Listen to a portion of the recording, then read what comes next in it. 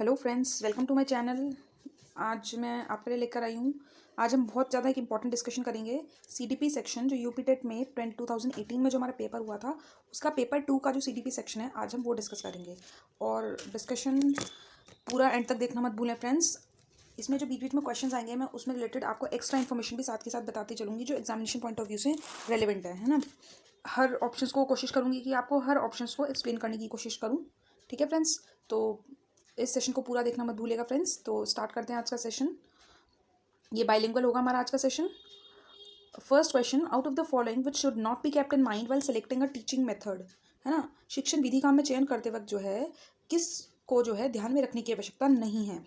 Parental background, अभिभावक की पृष्ठभूमि, विद्यार्थियों का मानसिक स्तर, mental level of the students, व्यक्तिगत भेद, इंडिविजुअल डिस्टिंक्शन, या फिर लास्ट था ऑप्शन जो हमारा विषय की विशिष्ट प्रकृति, specific nature of the subject. देखो, सबसे बात आती है पेरेंटल बैकग्राउंड।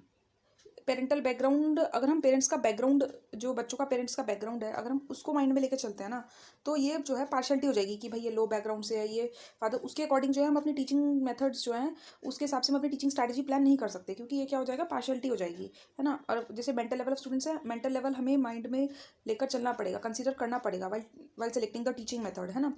मेंटल लेवल बिल्कुल कंसिडर करना पड़ेगा, इंडिविजुअल डिस्टिंक्शंस भी कंसिडर करने पड़ेंगे, व्यक्तिगत भेद को भी हमें लेकर चलना पड़ेगा, और स्पेसिफिक नेचर ऑफ सब्जेक्ट को भी हम कंसिडर करके चलेंगे, है ना। पेरेंटल बैकग्राउंड को हम कंसिडर नहीं करेंगे, है ना, क्योंकि अगर ये करते हैं तो पार्शलिटी हो जाएगी स्टूडेंट्स के साथ। ठीक है ना। नेक्स्ट क्वेश्चन पे आते हैं।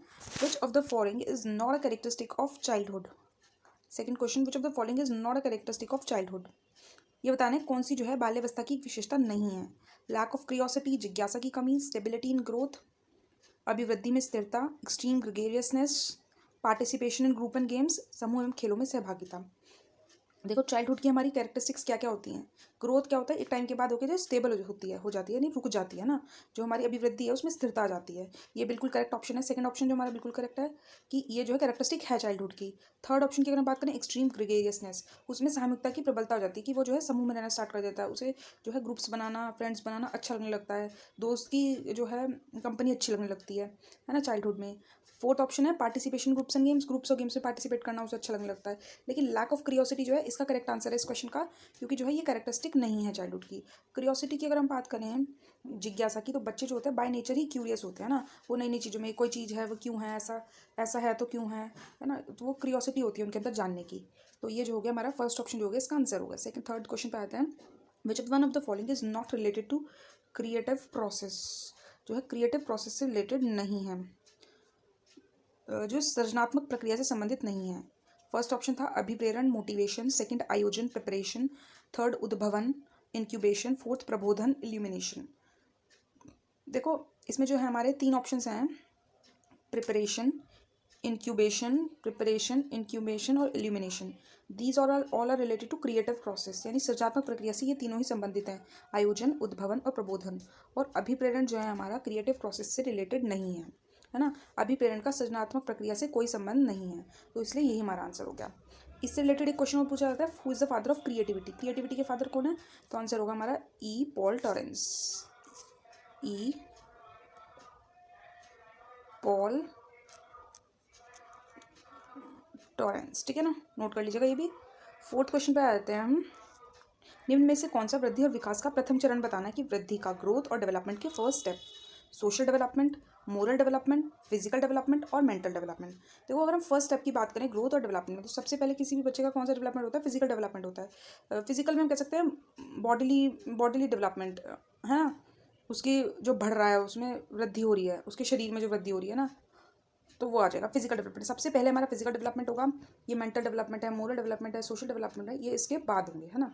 सबसे पहले जो होगा फर्स्ट स्टेप जो होगा वो फिजिकल डेवलपमेंट होगा। आते हैं फिफ्थ क्वेश्चन की तरफ। सीखना एक तरह का व्यवहार है, learning is a form of behavioural continuation, modification, withdrawal या फिर एक्सटेंशन। देखो, लर्निंग जब हम पढ़ते हैं तो लर्निंग की डेफिनेशन यही है, सबसे पहले modification of behaviour is called learning, है ना। यानी कि जो परमानेंट चेंज हो जाना बिहेवियर में, वही हमारी क्या है, लर्निंग है। तो लर्निंग क्या है, it's a form of behavioural modification, ठीक है ना। तो इसका आंसर आएगा ऑप्शन नंबर 2, मॉडिफिकेशन। ठीक है, चलिए नेक्स्ट क्वेश्चन की तरफ बढ़ते हैं। क्वेश्चन नंबर 6, स्किनर बॉक्स का प्रयोग किस लिए करते हैं। स्किनर हो गया, पेवलव हो गया, हमारे बहुत इंपॉर्टेंट है, इनसे क्वेश्चंस हर टाइट एग्जाम्स में पूछ लिए जाते हैं। स्किनर बॉक्स का प्रयोग किस लिए किया गया था? ऑपरेंट कंडीशनिंग के लिए, है ना। स्किनर का सिद्धांत कौन सा हमारा? क्रिया प्रसूत अधिगम का सिद्धांत है ना, तो ये प्रसूत अनुबंधन के लिए, है ना, प्रयोग किया जाता है। चलिए आगे आते हैं नेक्स्ट क्वेश्चन 7वें पे। बुद्धिमापन की भाटिया बैटरी परीक्षण में कितने उप परीक्षण है ये बताने में है कि भाटिया बैटरी टेस्ट है उसकी इंटेलिजेंस में कितने सब टेस्ट हैं। तो ये ध्यान रखना 5 सब टेस्ट हैं। इसका आंसर है ऑप्शन नंबर 3। भाटिया बैटरी का जो इंटेलिजेंस का टेस्ट था उसमें 5 सब टेस्ट हैं, ठीक है ना। और ये जो बनाया किसने था? डॉक्टर भाटिया ने अपने नाम पे ही रखा था। डॉक्टर भाटिया था इस टेस्ट ऑफ इंटेलिजेंस को बनाने वाला, ठीक है ना। 8 क्वेश्चन पे आते हैं।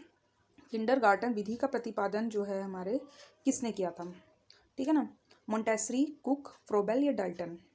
देखो बहुत ही अच्छे क्वेश्चन है। इस तरह के बहुत सारे मेथड्स हैं, उनके फाउंडर भी पूछ ले जाते हैं, है ना। तो जो किंडरगार्टन जो हमारी विधि है इसके फाउंडर कौन थे? ये थे हमारे फ्रोबेल, ठीक है ना। किंडरगार्टन मेथड के जो फाउंडर थे वो कौन है? हमारे फ्रोबेल हैं। और मोंटेसरी जो है वो हमारी मोंटेसरी मेथड, इन्होंने अपने ही नाम पे अपना मेथड बनाया था। मोंटेसरी मेथड की मोंटेसरी हैं, है ना। इन्होंने मोंटेसरी स्कूल्स खोले। वो देखती थी कि बच्चे जो हैं खुद से नेचुरली ईगर होते हैं नॉलेज के लिए, सीखने के लिए जो खुद से बहुत उत्सुक होते हैं, ठीक है ना। इन्होंने ग्रेड्स को, टेस्ट को इग्नोर किया था, डिस्करेज किया था, ठीक है ना। ये जो मोंटेसरी थी ये इटालियन थी, इटली की थी, ठीक। और ये जो डेल्टन है, डेल्टन प्लान आया था एक, डेल्टन प्लान वो दिया था हेलन पार्कस्ट ने, ठीक है ना। 9th question. Propounder of collective counselling is, collective counselling जो है हमारे उसके प्रोपाउंडर कौन है? वो है हमारे ऑप्शन नंबर 3 थॉर्न, ठीक है ना। चलिए नेक्स्ट क्वेश्चन की तरफ बढ़ते हैं। 10th question. छात्र के अवांछित व्यवहार के संशोधन हेतु सबसे प्रभावी विधि बतानी है हमें कि बच्चों के जो है अनडिजायरेबल बिहेवियर को मॉडिफाई करने के लिए जो है सबसे ज़्यादा इफेक्टिव मेथड कौन सा होगा? उसको अवॉइड कर दें, नज़रअंदाज कर दें, या पेरेंट्स को इन्फॉर्म करें, माता पिता को सूचित करें, बच्चे को पनिश करें, या फिर to find out the causes of undesirable behaviour and suggest remedies. देखो अगर कोई बच्चे का बिहेवियर सही नहीं है तो उसको अवॉइड तो किया नहीं जा सकता, है ना। पेरेंट्स को इन्फॉर्म करने से तो कुछ नहीं होने वाला। We have to choose a most appropriate option, ठीक है ना। पनिश नेगेटिव इंपैक्ट डालेगा, पनिश नहीं कर सकते हम बच्चे को। सबसे बेस्ट जो ऑप्शन है वो यही है, to find out the causes. हम जानेंगे कि उसका कारण क्या है, उसके अनडिजायरेबल बिहेवियर का, जो ये अवांछित व्यवहार कर रहा है उसका पीछे क्या कारण है, और फिर उसके लिए जो है रेमेडीज सजेस्ट करेंगे, ठीक है ना। नेक्स्ट क्वेश्चन पे आते हैं, question number 11। Dyslexia is related with, dyslexia किससे संबंधित है ना। ये जो मैं आपको काफ़ी सारी बताती हूँ, ये जो हमारे डिसऑर्डर्स हैं ये भी एग्जाम में एक क्वेश्चन हर टेट एग्जाम में DSSB NVS KVS में पूछ ही लिया जाता है। DSSB में भी कई बार पूछा गया है। Dyslexia is related with, actually ये सारे ही ऑप्शन एक बार मैं आपको बताती हूँ। डिसलेक्सिया जो है प्रॉब्लम इन रीडिंग, जिस बच्चे को रीडिंग में प्रॉब्लम आती है उससे रिलेटेड है। Dyslexia related with problem in reading, है ना। प्रॉब्लम इन राइटिंग की बात करें तो that is dyscalculia. Problems in writing dysgraphia, है ना। और language disorder that is AfrAsia, है ना। जिस बंदे को लैंग्वेज डिसऑर्डर हो जाता है वो उसको कम्युनिकेट करने में प्रॉब्लम होती है। आते क्वेश्चन नंबर 12। ब्रेल लिपि एवं टेप रिकॉर्डिंग किसके लिए शैक्षिक प्रावधान के रूप में प्रयुक्त किए जा सकते हैं? ब्रेल मेथड हो गया, टेप रिकॉर्डिंग हो गया, किसके लिए हम जो है यूज़ करेंगे हमें बताना है। ऑर्थोपैडिक इम्पेयर्ड, अस्थि बाधित विद्यार्थी के लिए करेंगे, हियरिंग इम्पेयर्ड श्रवण बाधित विद्यार्थी के लिए, विजुअली इम्पेयर्ड दृष्टि बाधित के लिए, या फिजिकली हैंडीकैप्ड के लिए। ये जो हमारा ब्रेल मेथड है ये लुइस ब्रेल ने इन्वेंट किया था, ठीक है ना। और ये जो है विजुअली इम्पेयर्ड यानी कि जो अंधे हैं, बालक हैं, दृष्टि बाधित हैं, ये उन विद्यार्थियों के लिए इस्तेमाल किया जाता है। टेप रिकॉर्डिंग, देखो टेप रिकॉर्डिंग हमने सुना कि कोई टेप चला दी उसे सुन रहे हैं, तो श्रवण बाधित तो इसका आंसर हो ही नहीं सकता क्योंकि वो पहले नहीं सुन सकते, तो टेप रिकॉर्डिंग तो उनके लिए यूजलेस होगी ना। तो ये जो हमारा इसका आंसर है दृष्टि बाधित। ये जो हमारी ब्रेल का जो मेथड है इसमें क्या होता है, रेस्ड डॉट्स होती हैं जो लेटर्स को या प्रिंटेड अल्फाबेट्स को रिप्रेजेंट करती है, उससे जो है ये पढ़ते हैं ना। जो अंधे हैं वो क्या सुन के सीखेंगे या फिर हाथ पैर के टच से सीखेंगे ना। ये विजुअली इम्पेयर्ड स्टूडेंट्स के लिए है ब्रेल मेथड और टेप रिकॉर्डिंग जो हम यूज़ करेंगे।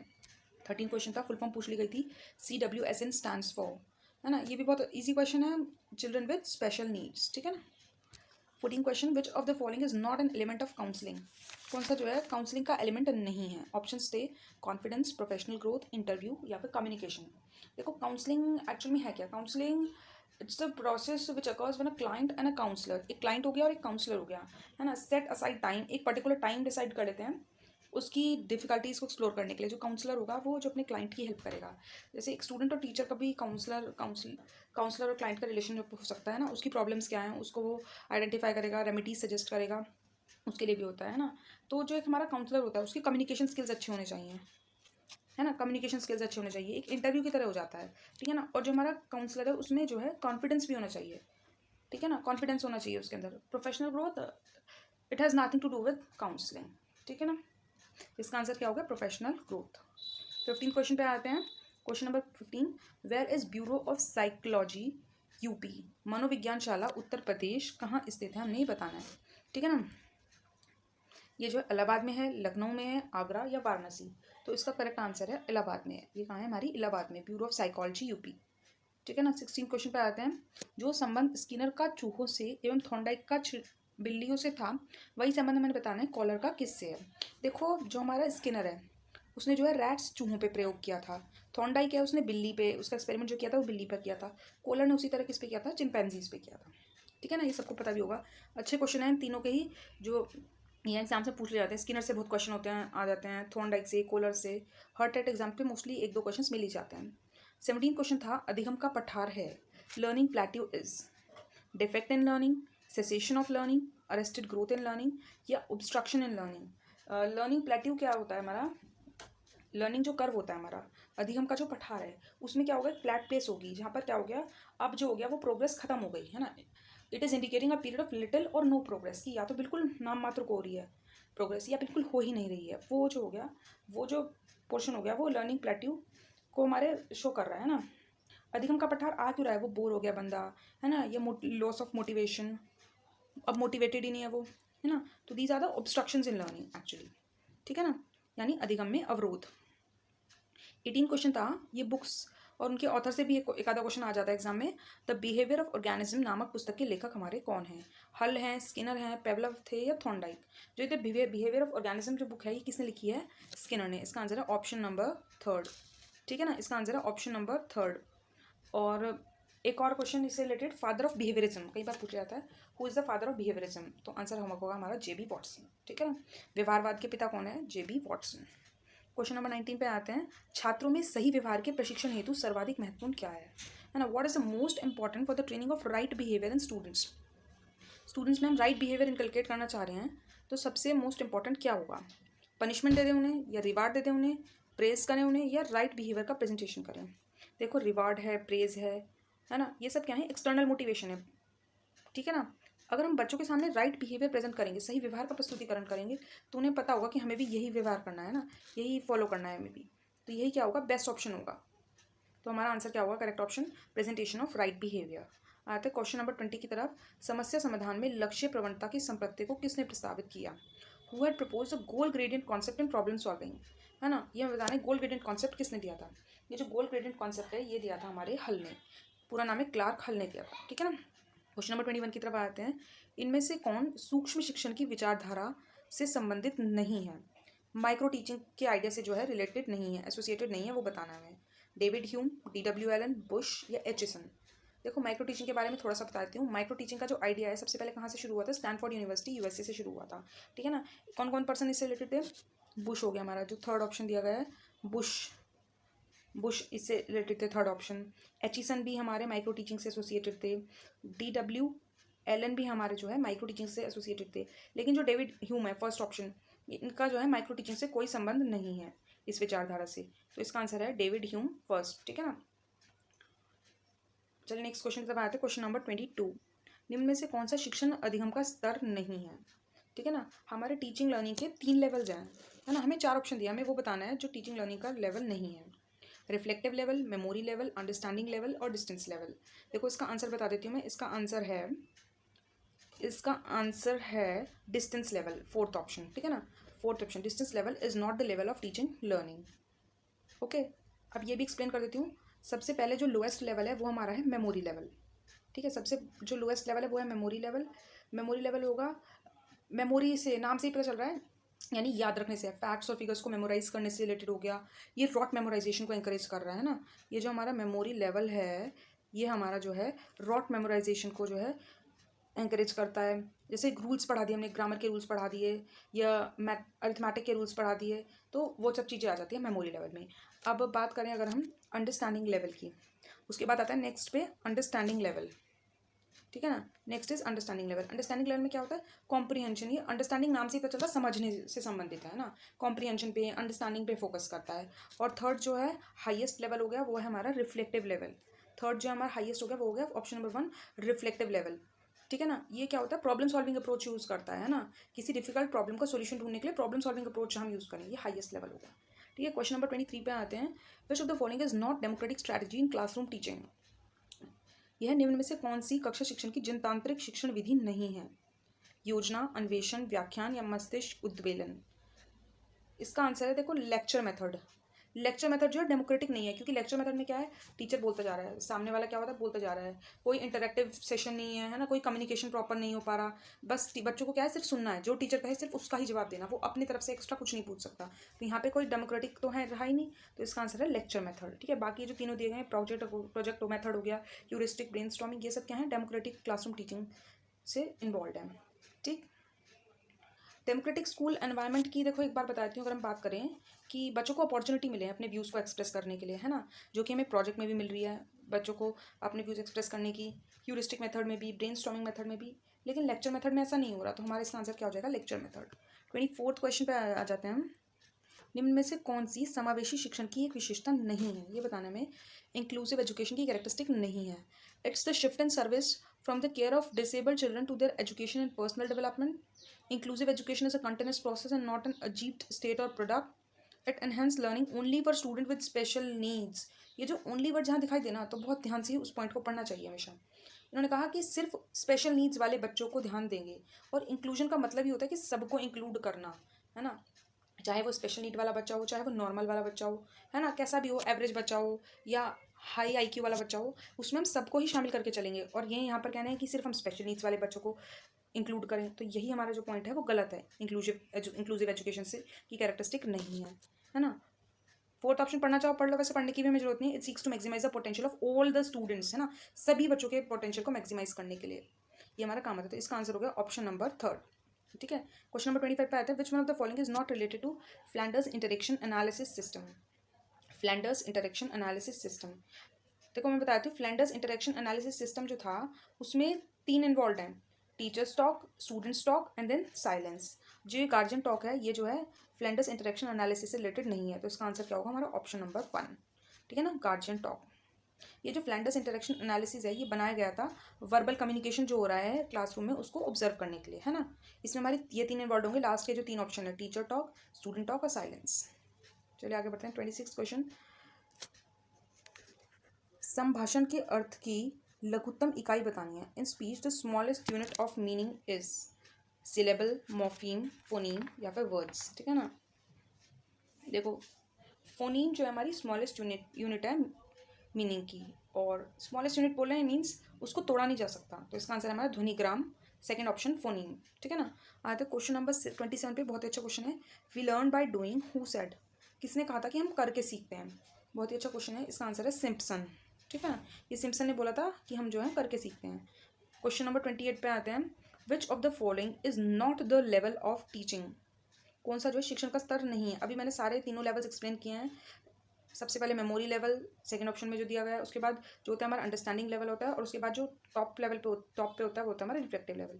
तो कौन सा जो है टीचिंग का लेवल नहीं है, डिस्क्रिप्टिव। अभी एक्सप्लेन किया था मैंने इससे पहले क्वेश्चन में। ये the main operation in the interactive stage of teaching is perception, action and reaction, diagnosis, all of the above. ठीक है ना, अगर हम बात करें इंटरैक्टिव स्टेज ऑफ टीचिंग में कौन कौन से मेन ऑपरेशंस हैं, ये जो है ये तीनों ही जो है मेन है। परसेप्शन भी इन्वॉल्व है, एक्शन और रिएक्शन भी इन्वॉल्व है, डायग्नोसिस भी इन्वॉल्व है, तो इसका आंसर है ऑल ऑफ द अबव। आ जाते हैं क्वेश्चन नंबर 30, लास्ट क्वेश्चन है जो हमारे सेशन का। A child starts fearing after seeing a black cow, black dog and black objects. This type of conditioning includes, है ना, जब भी वो अब काली चीज़ उसके मन में जो है काली चीज़ से डर बैठ गया। अब काली गाय हो, चाहे काला कुत्ता हो, या काली कोई भी चीज़ हो, वो उससे क्या हो गया, उसके मन में अब डर बैठ गया, उसको डर लगने लगता है। तो इस टाइप की कंडीशनिंग जो हो गई इसे बोलते हैं स्टिमुलस जनरलाइजेशन, अनुक्रिया सामान्यकरण। ठीक है ना, तो ये थे हमारे आज के, मैंने सारे क्वेश्चन डिस्कस करे। होप आपको समझ में आ गए होंगे। और वीडियो अगर अच्छी लगे तो लाइक करना मत भूलें फ्रेंड्स। अपने फ्रेंड्स के साथ शेयर भी जरूर करिएगा। और अगर आप चैनल पर नए हैं तो चैनल को सब्सक्राइब जरूर कर लीजिएगा। और आप DSSB KVS किस एग्ज़ाम से रिलेटेड वीडियोस चाहते हैं, कमेंट बॉक्स में जरूर शेयर करिएगा अपने व्यूज़। Thank you friends.